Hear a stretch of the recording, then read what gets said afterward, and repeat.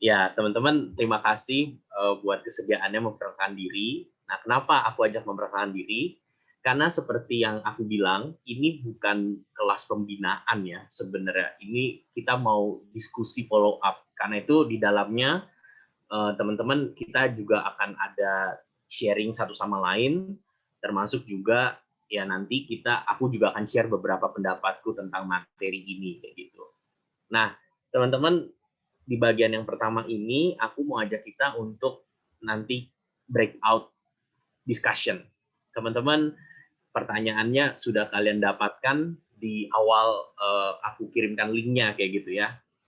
Teman-teman, mari kita sharingkan dua hal ini, pertanyaan ini, kegiatan apa aja belakangan bulan ini yang teman-teman lakukan dan itu mungkin dekat-dekat sama Alkitab gitu ya, berkenaan atau berinteraksi dengan Alkitab. Nah, tapi pertanyaan yang kedua, selama melakukan hal-hal itu gitu, apa pengalamanmu? Dan aku minta teman-teman coba pilih 3 emoticon WhatsApp gitu ya yang mewakili atau menyimpulkan jawabanmu.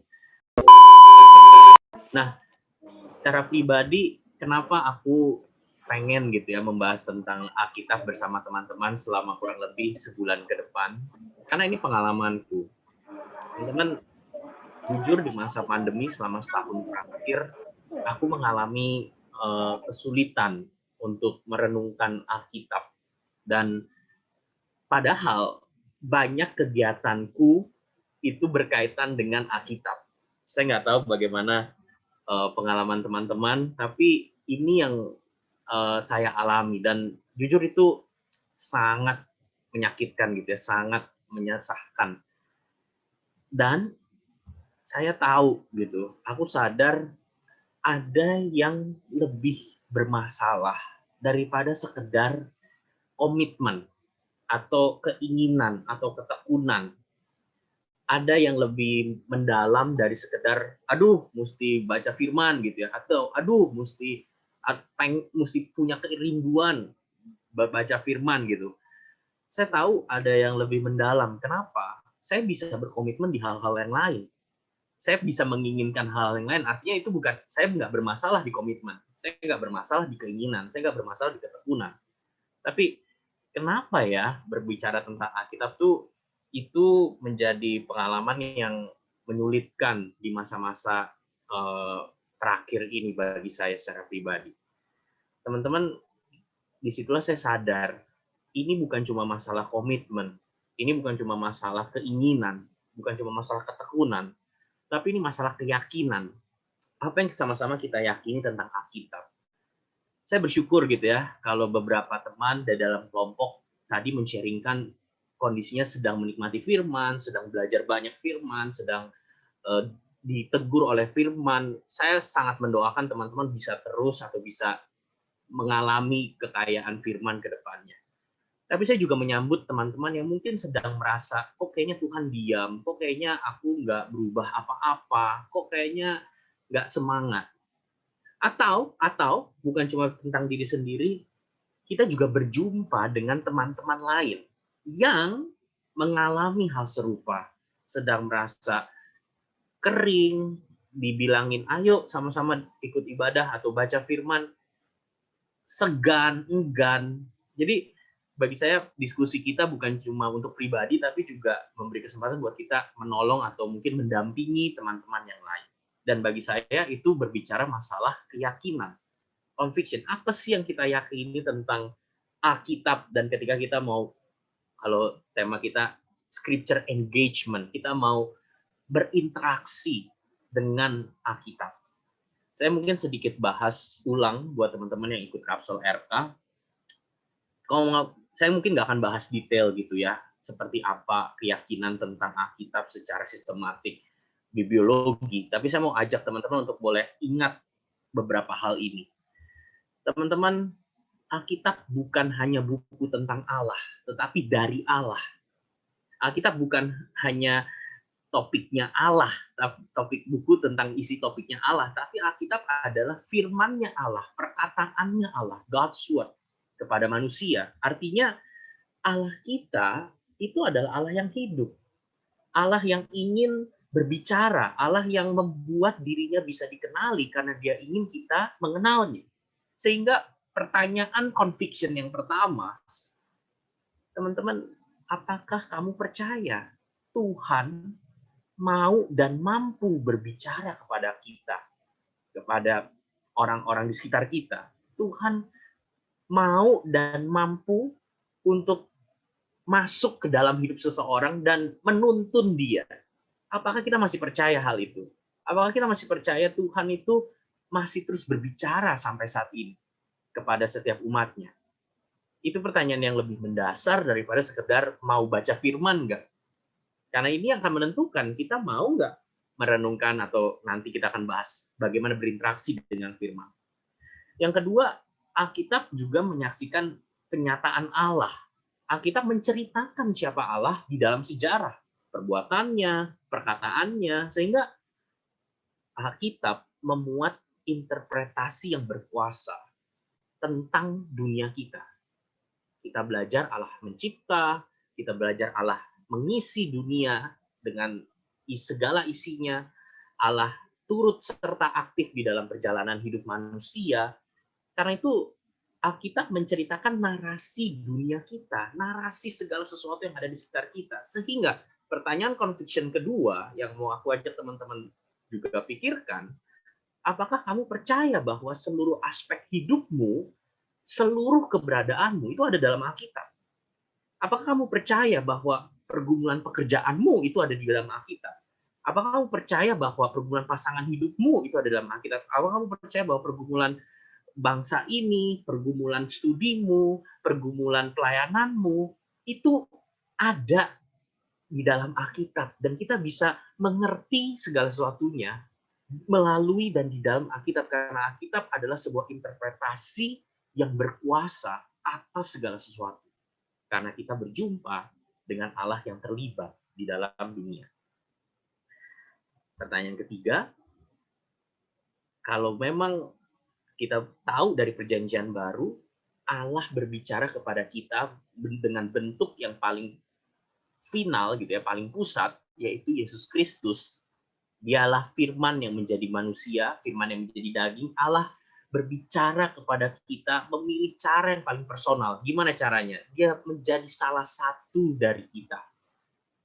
Kalau kita meyakini hal tersebut, maka yakinkah kita bahwa firman Allah yang tertulis, Alkitab, itu mampu membimbing kita kepada firman Allah yang hidup, yaitu Yesus Kristus. Dan Yesus Kristus sendiri yang berkata di ayat-ayat tersebut, Lukas 24, bahwa semua tulisan ini berbicara tentang aku. Semua tulisan-tulisan ini menjelaskan tentang aku. Artinya, semua yang kita baca itu membimbing kita atau menuntun kita kepada Yesus Kristus, Sang Firman Allah yang hidup. Karena itu, pertanyaan conviction yang ketiga, apakah kamu percaya bahwa ada pribadi yang hidup, ada person yang benar-benar real yang sedang berelasi denganmu di balik setiap lembaran Alkitab yang sedang kita baca? Tentu saya bukan bilang Alkitab itu ada yang nungguin gitu ya, terus jadi kalau kita jatuh, terus berarti kita kayak nyengkat Tuhan gitu. Tapi saya sedang berbicara setiap hal yang sedang kita renungkan, yang kita baca, yang kita lihat, kita sebenarnya sedang berelasi dengan pribadi yang hidup. Kita bukan cuma sedang berinteraksi dengan buku yang mati. Pertanyaannya, yakinkah kita? Percayakah kita? Dan ini mungkin yang menjadi conviction atau keyakinan-keyakinan yang mungkin orang nggak pernah bilang gitu ya, ya gue sih nggak percaya ya ada Tuhan. Mungkin nggak pernah nyebut seperti itu, tapi dari cara dia bersikap, dia sebenarnya mau berkata, aku nggak percaya. Aku nggak merasa itu benar adanya. Teman-teman, ini tentang Alkitabnya, tentang convictionnya. Dan ketika kita berbicara engagement, scripture engagement, saya mau masuk ke kata yang kedua gitu ya, engagementnya. Teman-teman, kenapa sih pakai kata engagement? Saya bukannya mau sok-sok Inggris, tapi jujur saya belum menemukan padanan kata yang baik di dalam bahasa Indonesia untuk kata engagement. Tapi keunikan kata engagement itu memiliki pandangan relasional. Engagement itu memberikan unsur atau nuansa relasional dengan Alkitab, dan itu bisa menolong kita memposisikan diri dengan lebih baik, bisa memiliki wadah untuk berinteraksi lebih luas dengan Alkitab. Kenapa? Saya mau ajak teman-teman kita diskusi ya di grup chat. Dari pengalamanmu, apa saja kata kerja yang sering dipasangkan dengan kata Alkitab? Itu aku kasih contoh. Yang paling kita sering dengar, kata kerjanya apa? Membaca Alkitab. Apa yang teman-teman dari pengalamanmu, kata kerja apa yang sering dipasangkan dengan Alkitab? Silakan ya. Pernah dengar apa? Alkitab diapain? Kayak gitu ya. Oke. Terima kasih teman-teman. Mempelajari, mengerti, mendalami, memahami, PA, memperdalam, menikmati, memahami, membuka, membagikan. Terima kasih teman-teman. Apa kata kerjanya lagi yang mungkin pernah apa ya, menghafalkan, menghidupi, membawa, ini ya, membawa Alkitab. Jangan lupa bawa Alkitab. Benar juga ya. Memegang Alkitab ya, memegang Alkitab. Benar juga ya. Memperkatakan. Oke. Menitipkan mungkin ada juga ya. Menitipkan Alkitab. Oke. Teman-teman, kalian bisa lihat gitu ya, kata kerja yang kita punya, kupikir itu kata kerja yang sangat umum di dunia pelayanan atau dunia persekutuan kayak gitu ya. Tapi bagaimana dengan, jujur ya, dengan kata engagement gitu ya. Aku sebenarnya juga masih bingung gitu ya. Engage the scripture tuh bahasa Indonesia apa? Masa engagement pertunangan Alkitab ya, kan nggak kayak gitu ya. Apa gitu ya? Ya jujur aku juga masih masih mencoba mencari gitu ya kata yang lebih baik. Tapi menurut saya disinilah kekayaannya. Kenapa? Karena ini beberapa highlight yang mau aku ajak kita renungkan. Engagement meliputi membaca dan mempelajari. Jelas ya, kita Alkitab itu paling gampang itu ya dibaca, dipelajari. Tapi ada yang lebih dalam kalau kita berkata engage the scripture. Kita engage the scripture itu juga termasuk mencintai, menghidupi, membagikan firman. Aku senang teman-teman yang tadi menjawab juga bisa merenungkan sampai sedalam itu. Bahwa Alkitab itu bukan cuma jadi bahan objek studi gitu ya, yang didalami, digali. Saya gini ya, menghafal firman sama mengingat firman itu dua hal yang menurut saya berbeda. Tapi di dalam engagement kita bisa masukkan semua itu gitu. Mencintai firman itu kan kata yang aneh, mencintai Alkitab. Yang paling wajar apa? Mendalami Alkitab, mempelajari Alkitab, tapi mencintai. Dan itu yang membuat saya berpikir gitu ya, mungkin nggak kita baca tapi nggak cinta, mungkin nggak kita dalami tapi kita nggak cinta. Padahal firman itu menuntut kita kepada seorang pribadi yang hidup, dan pribadi yang hidup itu relasinya pasti lebih dari sekedar relasi studi, pasti adalah sebuah relasi hidup, dan yang paling sederhana ya relasi cinta. Jadi kupikir hal-hal seperti ini menarik untuk kita terus renungkan gitu ya. Di dalam buklet Scripture Engagement ada 4 kata yang diangkat gitu ya. Loving the scripture, studying the scripture. Jadi aku bukannya mau bilang nggak boleh pakai istilah PA gitu ya. Ya itu bagian dari engage, tapi bukan cuma PA asal gitu. Bukan cuma mempelajari. Kita tuh interaksinya lebih banyak. Merenungkan, memperkatakan tadi, menyimpan dalam hati, mengabarkan, membagikan, mencintai, menghidupi, menaati firman. Itu juga jarang tuh. Lebih suka mempelajari daripada menaati firman. Atau lebih suka mungkin kita bilang menggali daripada mengingat atau mempertanyakan. Kita bisa mempertanyakan firman di tengah, tapi kok kata firman begini, realitanya kayak begini. Itu interaksi yang lebih hidup. Tapi itulah bagian dari menghidupi firman. Itu aku sering kalau bagikan tuh LSLS gitu ya. Ingat LSLS. Loving, studying, living, sharing.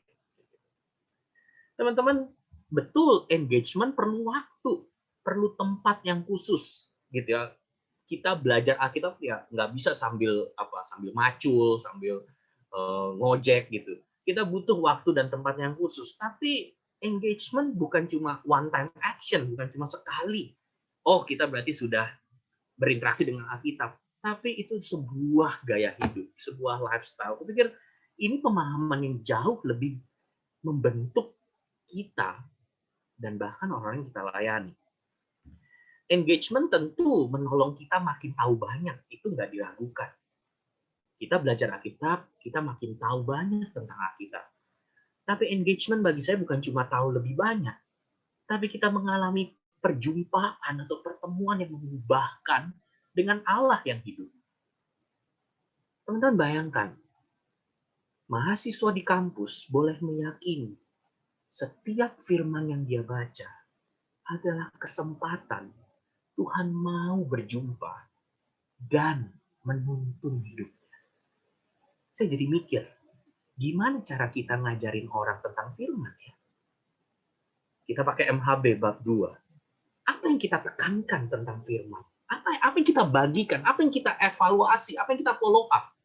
Jujur aja, saya juga sering begitu. Kadang-kadang nanyanya cuma udah atau belum? Udah apa? Udah saat teduh. Udah saat teduh itu apa? Udah baca atau belum?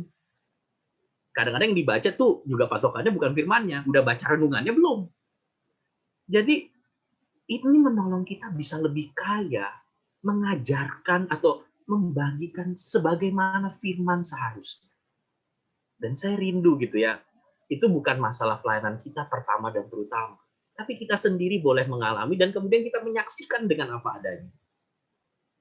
Karena itu saya akan simpulkan, bagi saya, scripture engagement adalah sebuah relasi. Kalau saya mungkin pakai gambaran, scripture engagement adalah sebuah percakapan, bercakap dengan firman Tuhan. Cuma kan ntar, masa kita mau bercakap dengan firman Tuhan, masa kita nggak PA? Nah, teman-teman dengan pengertian yang jelas, kita bisa yakin bercakap dengan firman termasuk di dalamnya mempelajari, termasuk di dalamnya mengingat, termasuk di dalamnya mungkin meresponi, mentaati, tapi kita bisa memberikan sebuah penjelasan yang lebih clear. Creative Bible Study. Mencari cara dengan berbagai bahasa untuk menjelaskan apa yang mau kita sampaikan. Jadi teman-teman, keyakinan bahwa Alkitab firman Allah dan itu membawa kita ke hadapan Allah, menolong kita untuk boleh yakin. We don't read the Holy Scriptures. Kita nggak membaca Alkitab cuma untuk store up knowledge, cuma buat tambah tahu lebih banyak, cuma tambah tahu ini itu. Tapi di dalam firman Tuhan, with a loving heart, dengan hati yang mencintai firman, we seek the face of our loving Lord. Kita sedang berhadapan muka dengan Tuhan kita yang mencintai. Kadang-kadang saya juga evaluasi gitu ya, saya juga merenungkan Tuhan, makin sering saya berkutat dengan Alkitab, makin cinta nggak sama Tuhan. Jujur, kadang-kadang interaksi saya sama Alkitab cuma buat persiapan. Cuma buat kalau lagi mau ngerjain ini atau mikirin tema gitu. Tapi ditanya makin cinta atau enggak, ya akhirnya ujungnya kering atau kayaknya kosong. Saya alami itu. Tapi kesempatan berbagi sama teman-teman juga menolong mengingatkan saya.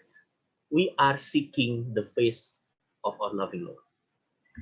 Dan namanya sebuah percakapan, kita perlu mendengar dan meresponi. Nggak mungkin kan kamu bercakap sama seseorang, kamu udah ngomong, terus tuh orang ngeliat kemana, diem gitu ya. Itu kan kita nanya, kamu denger nggak gitu. Layaknya dalam sebuah relasi pun kita perlu mendengar dan meresponi. Karena itu, kita rindu engaging the scripture, bercakap dengan firman, itu bukan cuma menghasilkan mahasiswa pintar Alkitab semata. Saya bukannya anti mahasiswa pintar Alkitab, tapi bukan hanya mahasiswa pintar Alkitab semata, tapi menjadi pecinta Kristus, menjadi murid Kristus, dan kita bisa belajar, artinya bercakap dengan firman, scripture engagement, berinteraksi dengan Alkitab, itu bukan berhenti waktu kita udah bikin hasil PA, atau udah mikirin gitu ya, aplikasinya apa ya dari firman itu. Belajar Alkitab, merenungkan Alkitab nggak berhenti cuma hasil PA-nya. Udah selesai, inilah waktu PA, inilah saya sudah belajar firman, that's it. Tapi scripture engagement tidak akan berhenti sampai itu diterjemahkan dalam hidup. Artinya seluruh hidup kita sedang engage the scripture. Atau aku kalau pakai bahasa lama ya, seluruh hidup kita sedang ber-PA, teman-teman. Sedang mempelajari, sedang mencintai, sedang merenungkan, sedang menggali Alkitab. Karena penggalian sebuah Alkitab, perenungan sebuah Alkitab, nggak berhenti cuma di kertas.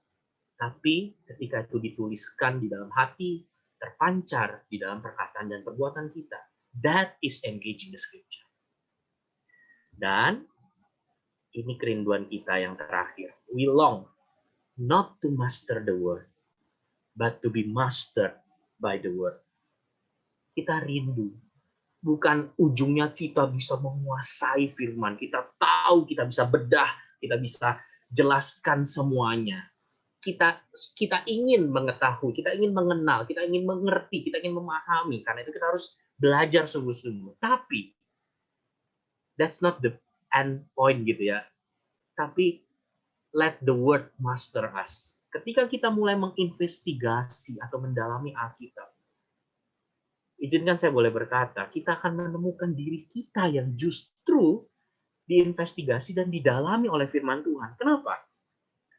Karena ada pribadi yang sedang berelasi denganmu. Ada pribadi yang sedang bercakap, dan pribadi itu bukan cuma sembarang pribadi. Dia adalah Tuhan semesta langit. Dia adalah Tuhan pencipta engkau dan saya. Dia adalah Tuhan yang mengerti pekerjaan baik yang telah dipersiapkan sebelumnya, dan Ia mau supaya kita hidup di dalamnya. Tuhan yang itu yang sedang mendalami dan menginvestigasi kita.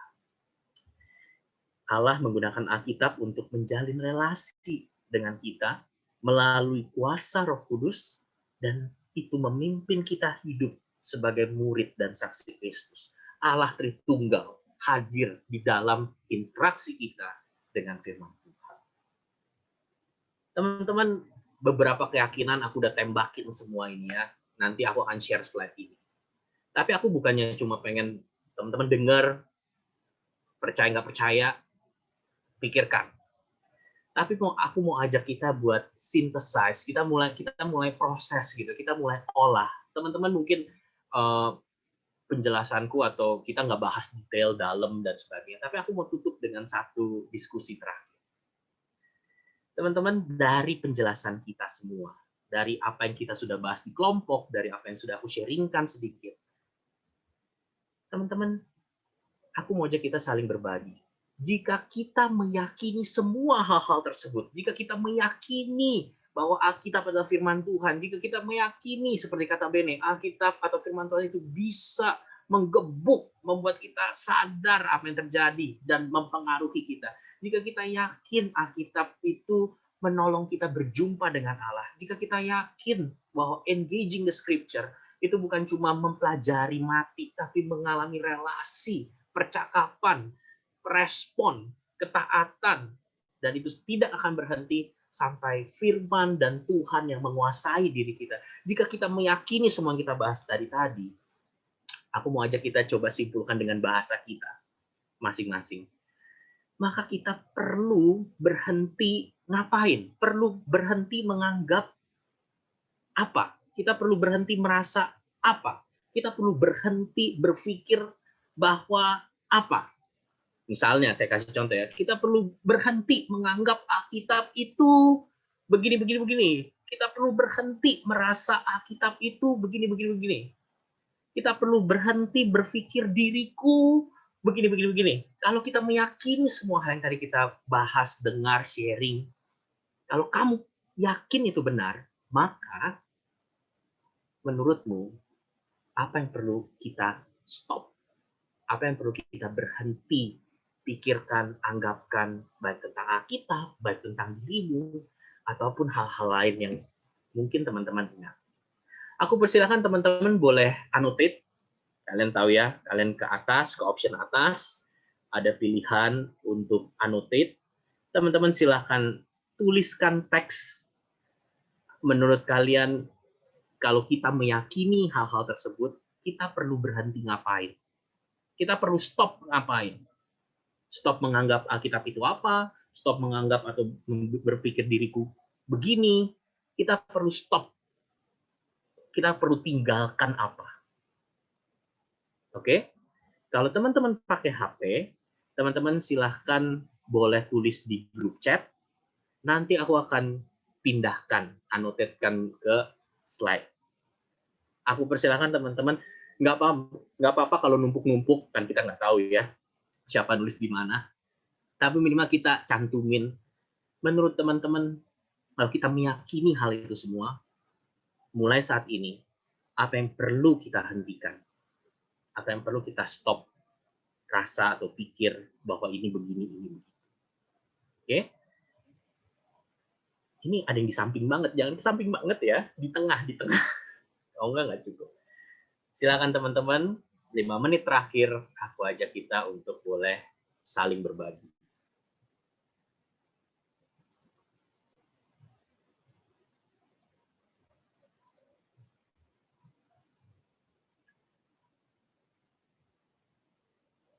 Apa yang perlu kita berhenti pikirkan atau berhenti anggap? Atau kita perlu berhenti menganggap Alkitab itu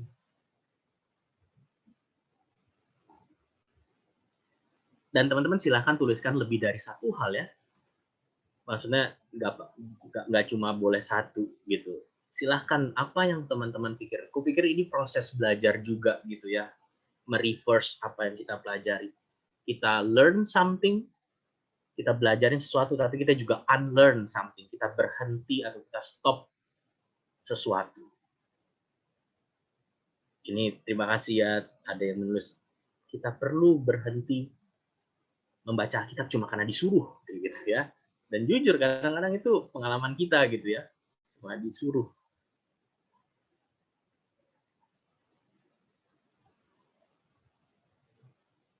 Berhenti menganggap hal-hal yang mengganggu lebih penting atau cukup penting untuk merusak dan mengganggu relasiku dengan Allah.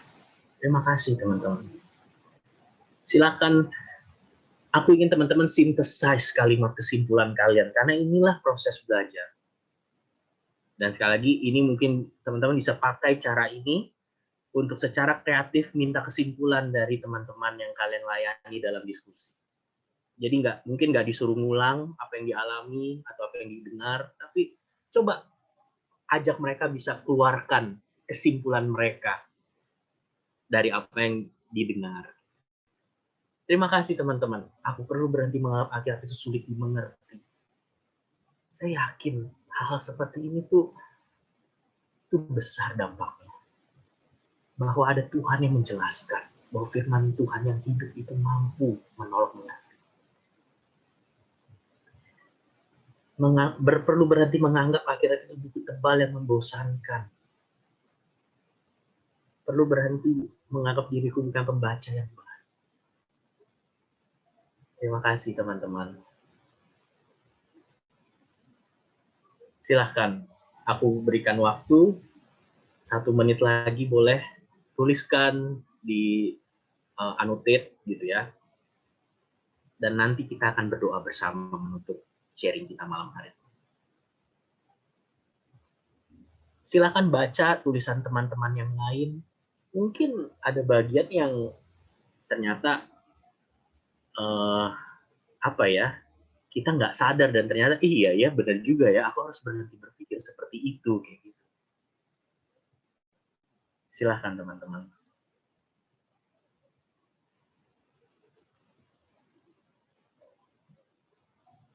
Terima kasih. Perlu berhenti membaca Alkitab tapi tak menghidupinya. Perlu berhenti menganggap momen-momen bersama firman bisa ditunda.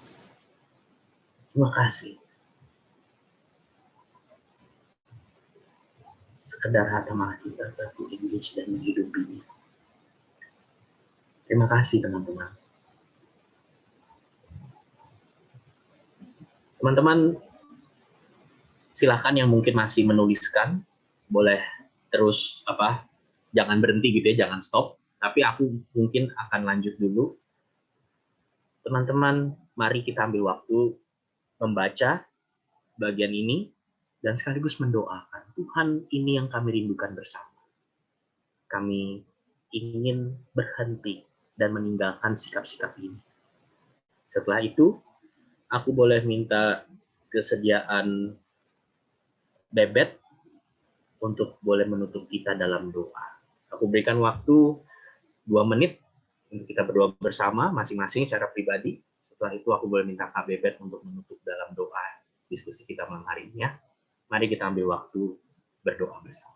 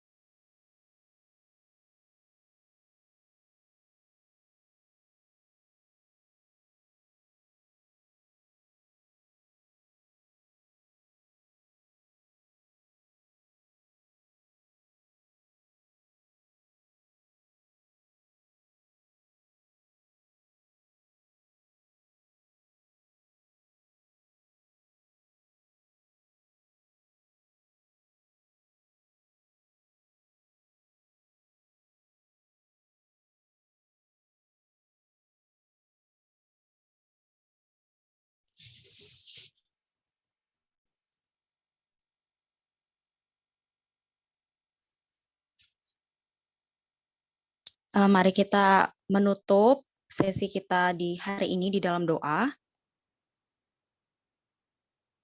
Bapa di dalam surga, kami bersyukur ketika di malam hari ini, di dalam waktu yang mungkin sebentar, tapi ada suatu pemahaman yang diperbaharui di dalam pikiran kami, atau di dalam hati kami berkaitan dengan bagaimana selama ini kami memandang Alkitab, memandang firman Allah. Dan kami bersyukur lewat pemaparan yang disampaikan Korey, kami mengerti bahwa Alkitab ialah perkataan Allah. Alkitab ialah cara Allah menyatakan kasih, cara Allah memimpin hidup umat-Nya yang sangat Ia kasihi. Dan melalui firman di dalam Alkitab, kami terus-menerus akan diarahkan kepada Yesus Kristus Tuhan dan Juru Selamat kami yang hidup.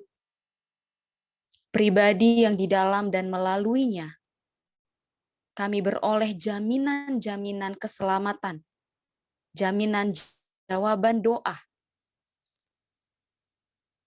yang Allah janjikan kepada setiap orang yang percaya kepada Kristus. Bapa di dalam surga, tolong kami, supaya dimanapun posisi kami saat ini terhadap Alkitab, apapun yang menjadi sikap hati kami atau motivasi kami ketika datang, menggali, membaca, mengingat, menghafal firman Tuhan. Ubahkan kami terus semakin hari memiliki sikap hati yang benar.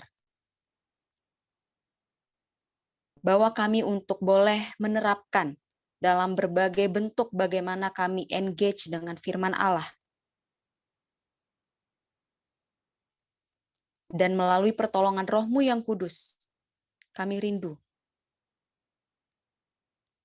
yang paling kami nanti-nantikan ialah momen-momen bercakap-cakap dengan firman Allah itu sendiri.